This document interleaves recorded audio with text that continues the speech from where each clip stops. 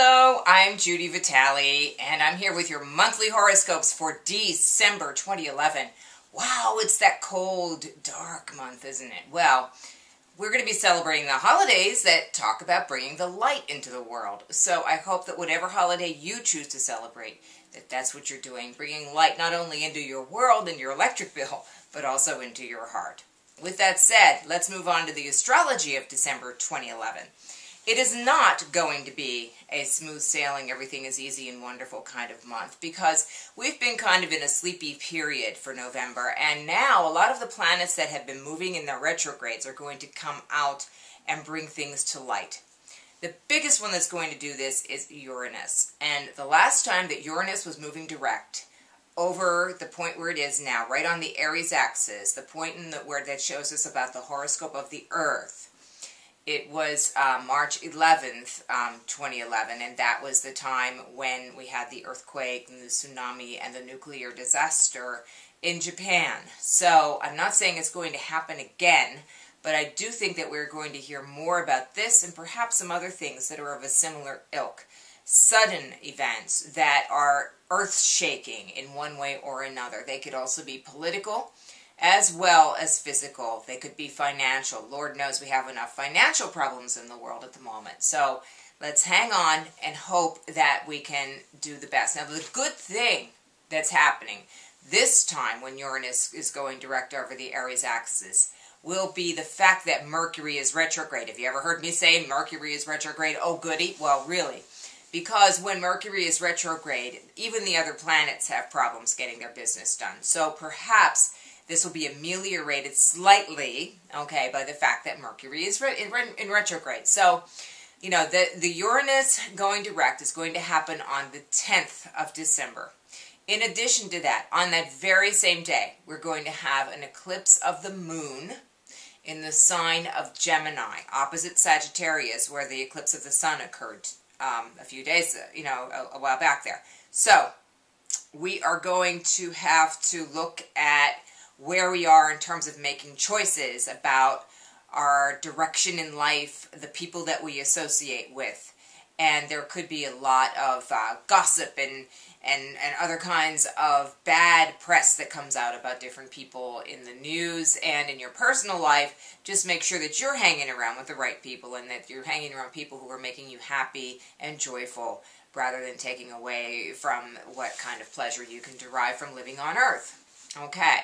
So, those are the big things going on December 10th. On December 13th, Mercury will go direct. Yay! Okay, so we'll be able to restore some of our facility in terms of communication, moving forward and doing all those good things that we do for the holidays as they approach.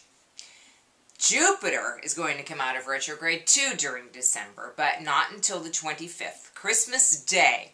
And Jupiter will come forward in Taurus and perhaps bring us some good news, particularly about financial things, but also just about bringing our sense of optimism about the future back. And Lord knows we're going to need that, aren't we, for the new year that's coming. So, I would also say, we're going to be looking at the energy moving from Sagittarius, yay, into Capricorn, when we actually have winter happening now, where the world is frozen. And we're looking at the cold, hard truth of the matter. But at the same time, Capricorn is the sign in which the sun turns. Actually, it's the earth turning, but it appears to us as though the sun is turning back toward the light in the northern hemisphere. So that can make us pretty happy.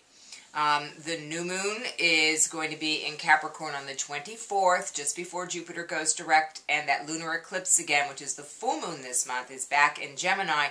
And that's December the 10th. And that's going to be the culmination of the solar eclipse that we had in November. Go back to the November forecast and you'll learn more about that. And there's even a little thing about the eclipses up on the site. Saturn is still in Libra doing its thing. Neptune is in the very last part of Aquarius, getting ready to move into Pisces to stay. And Pluto is doing its thing in Capricorn. So those of us who have features of our chart that are in the cardinal signs, Aries, Cancer, Libra, Capricorn, are feeling it. Some interesting dates. We'll have Venus conjunct Pluto on December 1st. we will have the Sun trine Jupiter and square Uranus on the 22nd. That sounds like an exciting time and a good time, maybe a nice party. And then on the 29th, the Sun will come in conjunct Pluto and give us a hint about how we may want to transform as the year 2012 approaches. So that's what I have to say about December 2012. If you'd like to read more about it, including these dates that I'm mentioning, so that you can keep them in mind as you plan out your time this month, please visit us at readthestars.com. Follow us on Twitter and be our friend on Facebook. And you can even be my personal friend on Facebook. There's plenty of room.